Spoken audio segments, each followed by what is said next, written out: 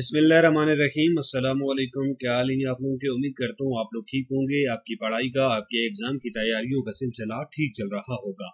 FPSC test preparation के हवाले से जो है वो हम बात कर रहे थे, और इससे पहले मैं आपके साथ फिलोसफिकल फाउंडेशन ऑफ एजुकेशन की बात कर चुका हूँ और साइकोलॉजिकल फाउंडेशन ऑफ एजुकेशन की बात कर चुका हूँ। और आज की इस वीडियो में हम बात करेंगे sociological foundations of education.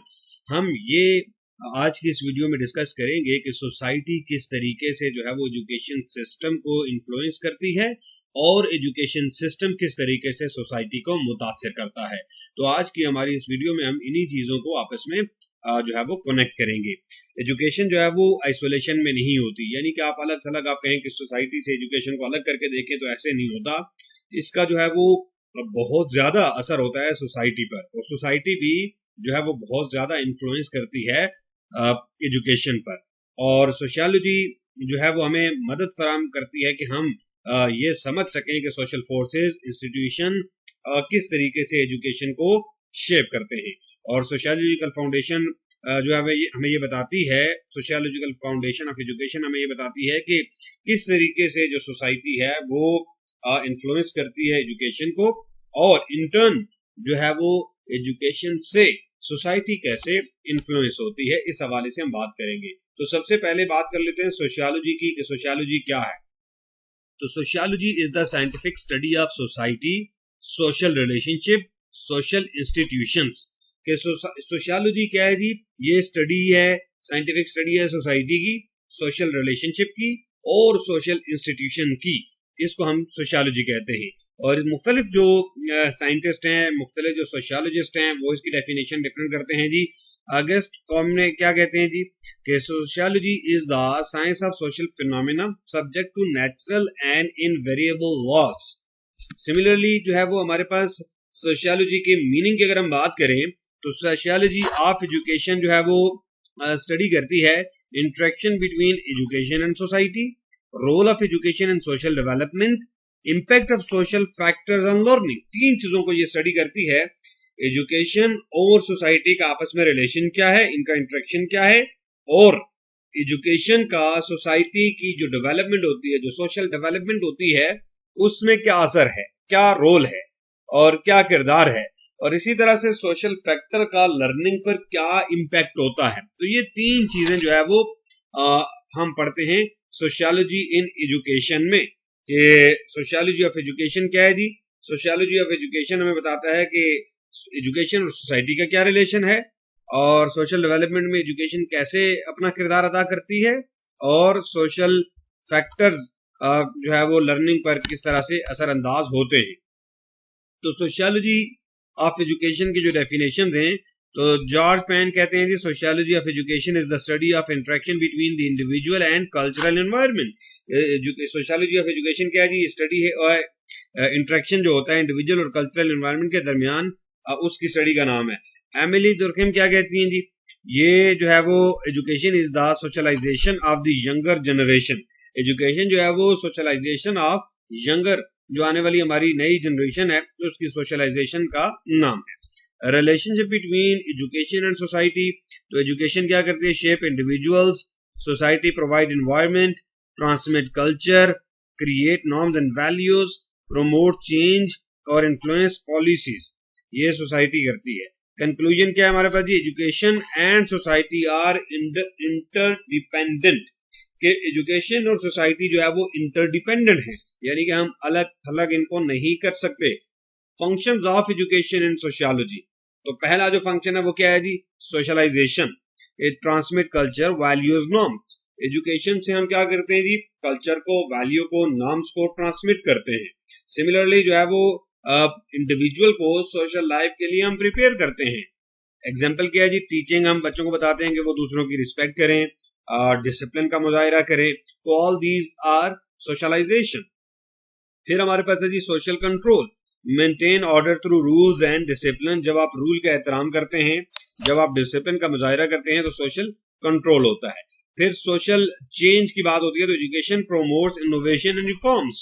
Education जो है वो सोसाइटी में इनोवेशन और रिफॉर्म्स, इनोवेशन से मुराद नुदरत, नई चीजें, रिफॉर्म का मतलब है इस्लाह लेके आना है। तो हमारी जो सोसाइटी है, मुआशरा है, उसके अंदर नई चीजों को नई चीजों की डिस्कवरी हम कह सकते हैं, नई चीजों की इन्वेंशन कह सकते हैं, और जो इस्लाहात है वो लाने में जो है वो एजुकेशन का बड़ा अहम किरदार है। मिसाल के तौर पर हम जो है वो एजुकेशन से लोगों के अंदर अवेयरनेस आती है टेक्नोलॉजी और उनके राइट्स के बारे में कि लोगों के हुकूक क्या हैं। फिर कल्चरल ट्रांसमिशन भी होती है जी, passing tradition and knowledge to next generation, के लोग जो है वो ट्रेडिशन, जो उनकी रवायात होती हैं, जो उनका कस्टम होता है, जो उनके रवाज होते हैं, जो उनकी रसूमात हैं, उनको नई नस्लों तक ट्रांसमिट किया जाता है, पहुंचाया जाता है। फिर इसी तरह सोशल मोबिलिटी है जी, provide opportunities to improve social status. Social status को इम्प्रूव करने में एजुकेशन जो है वो अपना रोल प्ले करती है। इकोनॉमिक डेवलपमेंट में जो है वो स्किल वर्कफोर्स प्रोड्यूस करेगी और इससे इकोनॉमिक डेवलपमेंट होती है। Major sociological theories of education, education में जो मेजर सोशियोलॉजिकल थ्योरीज हैं वो कौन कौन सी हैं? तो पहली है जी फंक्शनलिज्म, और इसके जो हैं की सोशियोलॉजिस्ट हैं वो हैं जी एमिली जोरखिम, और इनका मेन आइडिया है जी education maintain social stability and harmony. और फंक्शंस क्या हैं जी? सोशलाइजेशन है, स्किल डेवलपमेंट है, वैल्यू ट्रांसमिशन है, और एजुकेशनल इम्प्लीकेशन क्या है जी? कि schools prepare students for roles in society, कि जो हमारे तालीमी इदारे हैं वो स्टूडेंट्स को तैयार करते हैं कि वो सोसाइटी के अंदर मुख्तलिफ जो रोल्स हैं उनको प्ले करें, वो अपना किरदार अदा कर सकें। फिर है कॉन्फ्लिक्ट थ्योरी, और की थिंकर्स हैं कार्ल मार्क्स और मैक्स वेबर, और उनका मेन आइडिया जी education reflects inequality in society, education जो है वो सोसाइटी के अंदर इनइक्वालिटी को रिफ्लेक्ट करती है। इसके की कंसेप्ट के अंदर क्लास स्ट्रगल है, पावर एंड डोमिनेंस है, और एजुकेशनल इम्प्लीकेशन क्या है जी? Rich versus poor inequality in education, need for equal opportunity, कि आप जो अमीर हैं उनके लिए अलग सिस्टम है, उनके लिए अलग किस्म की अपॉर्चुनिटीज हैं, जो गरीब हैं उनके लिए अपॉर्चुनिटीज नहीं है, तो एक इक्वल अपॉर्चुनिटी की नीड है। फिर उसके बाद हमारे पास है जी इंट्रैक्शनिज्म। इंट्रैक्शनिज्म का मेन आइडिया जी डेली जो इंट्रैक्शन होता है क्लासरूम के अंदर, इस पर फोकस करती है ये वाली जो थ्योरी हमारी। और की पॉइंट है टीचर एक्सपेक्टेशंस इफेक्ट स्टूडेंट्स, कि टीचर्स की जो तवक्कुआत होती हैं वो स्टूडेंट्स को इफेक्ट करती हैं। लेबलिंग इन्फ्लुएंसेस परफॉर्मेंस, और एग्जांपल क्या है जी? ब्राइट वर्सेस वीक स्टूडेंट, कि जो बच्चा स्ट्रांग होता है, जिसको मोटिवेट किया जाता है, जिसको इनकरेज किया जाता है, तो वो उसी तरह की कारकर्दगी भी दिखाता है, और जिस बच्चे के बारे में हमारा कंसेप्ट होता है वीक है, तो वो फिर वीक ही रहता है, वो काम भी नहीं करता। तो इस तरीके से मोटिवेशन जो होती है या जो ट्रस्ट होता है वो चीजों को आगे लेके चलता है। फिर कल्चरल रिप्रोडक्शन थ्योरी है, तो की थिंकर्स इसमें है जी पेरी बॉर्ड्यू, और मेन आइडिया जी स्कूल प्रोड्यूस सोशल इनइक्वालिटीज, और इसमें जो कंसेप्ट है वो कल्चरल कैपिटल है, जिसमें लैंग्वेज है, स्किल्स है, हैबिट्स हैं, तो ये कल्चरल रिप्रोडक्शन थ्योरी है। फिर सोशल इंस्टीट्यूशन एंड एजुकेशन की बात करते हैं जी, तो सोशल जो इंस्टीट्यूशन है उसमें सबसे पहले फैमिली, पहला जो सोर्स है लर्निंग का वो फैमिली होती है। ये जो है वो हमारे बिहेवियर को, वैल्यूज को बहुत ज्यादा इन्फ्लुएंस करती है, तो हम घर से बहुत सारी चीजें सीखते हैं।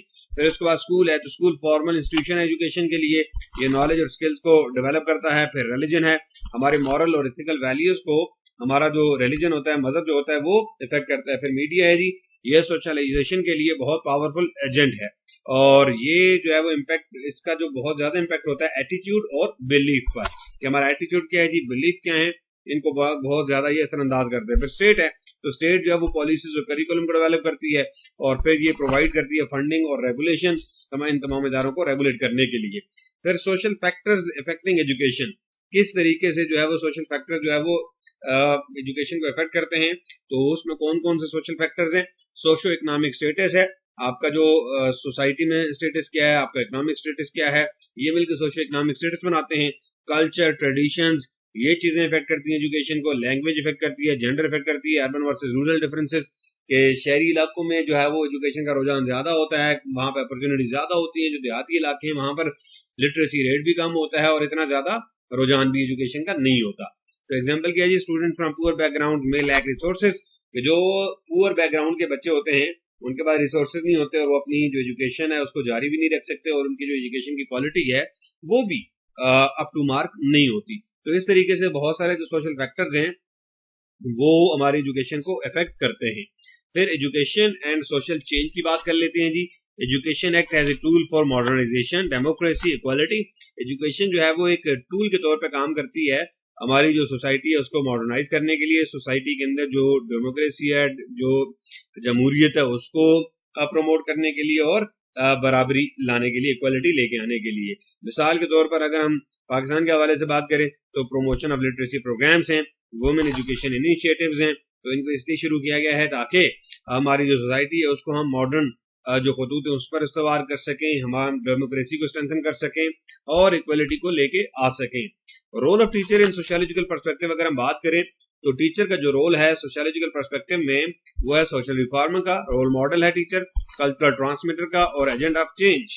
तो टीचर तो as a agent of change काम करता है, लेकिन हमारे यहाँ जो हालात हैं या जो चीजें हैं वो थोड़ी सी डिफरेंट हैं। फिर करंट इश्यूज की अगर हम बात करें सोशियोलॉजिकल कॉन्टेक्स्ट में तो एजुकेशनल इनइक्वालिटी है, मुख्तलिफ एरियाज में मुख्तलिफ जो है एजुकेशनल सिस्टम है, कंटेंट डिफरेंट है। आल्दो एसएनसी से हमने कोशिश की है लेकिन प्रॉपरली अभी भी वो सारी चीजें हम मैनेज नहीं कर पा रहे। फिर जेंडर डिस्क्रिमिनेशन है, बच्चियों की तालीम पर कोई जो है वो इतनी तवज्जो नहीं दी जाती। हमारे जो देहाती इलाके हैं वहां पर बच्चों की तालीम बिल्कुल ना होने के बराबर है। और सिमिलरली डिजिटल डिवाइड भी है, कुछ इलाकों में जो है वो रिसोर्सेज अच्छे हैं, वहां पे डिजिटल जो है वो एक्सेस भी है डिजिटल वर्ल्ड तक बच्चों की, स्टूडेंट्स की, और कुछ इलाके ऐसे हैं जो आज भी पत्थर के दौर से गुजर रहे हैं और वहां पर ये जो डिजिटल जो आज की हमारी फायदे हैं वो नहीं पहुंच पा रहे। फिर कल्चरल कॉन्फ्लिक्ट की बात भी है जी, और इस तरह से ग्लोबलाइजेशन का इम्पैक्ट भी आ रहा है। तो ये बहुत सारे इश्यूज हैं सोशियोलॉजिकल कॉन्टेक्स्ट के अंदर। इंपॉर्टेंस ऑफ सोशियोलॉजिकल फाउंडेशन की बात करें तो ये जो सोशल इन्फ्लुएंसेस है उनको समझने में हेल्प करती है, इंप्रूव करती है एजुकेशनल ट्रेनिंग को, प्रमोट करती है इक्वलिटी एंड जस्टिस को, और स्ट्रॉन्ग सोसाइटी को बिल्ड करने में ये मदद करती है। अब लिमिटेशन की बात करते हैं तो बहुत ज्यादा जो है वो ओवर एम्फेसिस है यहाँ पे सोशल फैक्टर्स के ऊपर, इंडिविजुअल डिफरेंसेस को कुछ बात का जो है वो इग्नोर कर दिया जाता है और रिफॉर्म्स को इम्प्लीमेंट करना बहुत मुश्किल होता है। हम कहते तो हैं रिफॉर्म्स लेके आए, इस्लाहात लेके आए, लेकिन इस्लाहात को प्रैक्टिकली जो है वो इम्प्लीमेंट करना that is very much difficult. At the end conclude कर लेते हैं जो सारी चीजें हमने डिस्कस की हैं। तो sociological foundation highlights that education is a social process, it shapes individuals, preserve culture, promote social change. A strong understanding of sociology help educators to create a fair, inclusive and effective education system. कि sociological foundation जो है वो highlight करती है कि education जो social process है और ये इंडिविजुअल को शेप करता है, कल्चर को प्रिजर्व करता है और सोशल चेंज को प्रमोट करता है।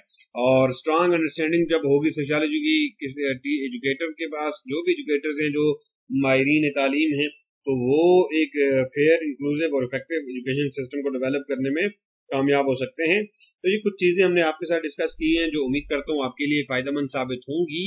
हमारी दुआएं, हमारी नेक तमन्नाएं आपके साथ हैं। अल्लाह ताला आप सबको कामयाब करे। Wish you all good luck. Thank you very much.